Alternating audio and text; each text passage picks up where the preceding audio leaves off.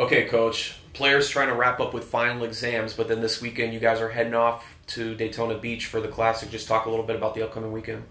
Well, the players are handling it diplomatically. They got to budget their time, and they're tired and they're stressed. We got some really solid student athletes in the women's basketball program that take their academics very seriously. So you can see it on their face.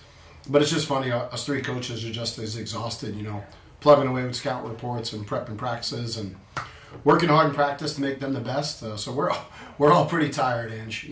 We're ready to win some games and get a little break.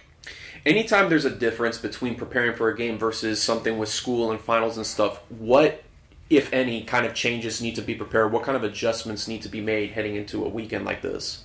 Well, we cut practice short early if they hit a half-court shot.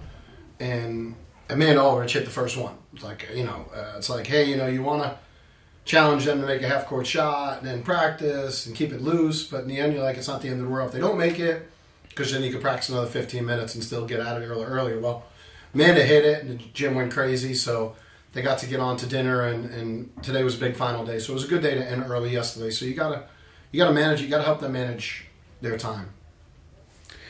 And talking a little bit more about this weekend as well, you got opponents like Young Harris and Davenport as well. Two teams that haven't had the best success offensively, but defensively have been pretty solid. And that seems to be another thing for us, especially in the past few. We've been constantly playing a lot of defenses that have just been able to hold it down from a field defensive percentage as well. For example, you got Young Harris that has been defensive percentage under 30%, and then close to 30% for Davenport. So from a team standpoint, is it business as usual? Is anything get changed up, or how do we approach this? It's a business trip, 100%.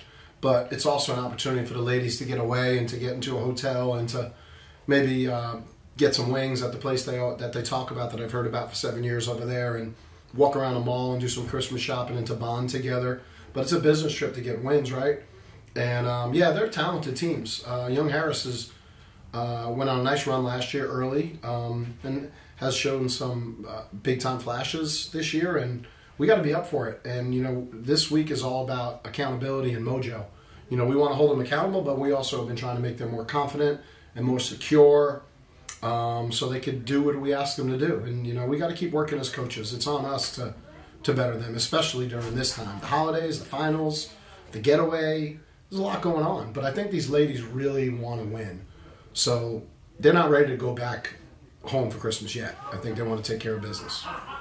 And then it seems like from the past 3 games as well, I know rebounds have been something that the team's been looking to try to improve on, but with Young Harris, a team that averages 41 boards a game, what steps are being made to adjust to make sure that Young Harris doesn't get as many opportunities? Well, for 2 days we talked about being physical, and we're making sure we got 1 to 2 solid segments in practice involving rebounding. We're trying to look at the box outs, and we're trying to see what some of our guys on the bench can do. You rebound, you can play. You defend, you can play.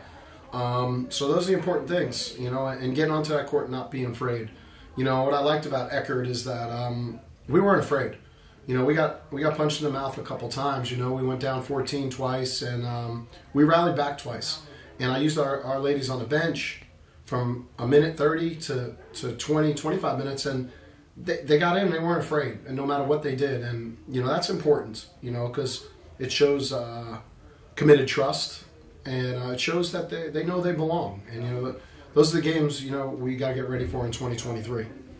And similar as well in terms of Davenport, another team that, like we were discussing, a team that hasn't been able to score the rock as much, but similar strategies, another team that, would you be looking at a similar strategy, or is it something where you might have to tailor it a little bit? We try to keep it all the same. We want to limit teams to 60 and under.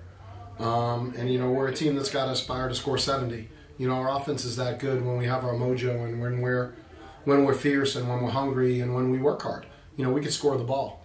I'd like for us to be a little more balanced scoring-wise, and but it's nice to see a couple guys lately off the bench that are really getting into the flow. One being Tasia Simpson, and I think you'll see some good things from her this weekend. And then, Coach, usually whenever you play in classics and participation, sometimes you may play them out of state, or you might play it. It's not necessarily regional opponent, but when it's your own conference school that's hosting it, Is there a difference in terms of how you approach the games, knowing that you also get an opportunity to get to see how Embry-Riddle plays? It's nice to see Embry-Riddle, but we know each other so well. It's also nice to see Lisa. She's a good lady. She invited us, and they're very hospitable. And we talk basketball, so that's always a good thing. And we have familiarity with the gym, because there's a men's and women's classic going on at the same time. So shoot-arounds are limited. So having an idea of the gym and its surroundings and the surrounding area, that makes it worthwhile. And it's not right around the corner, so we get out of Dodge for a little while, and ladies can experience a tournament atmosphere.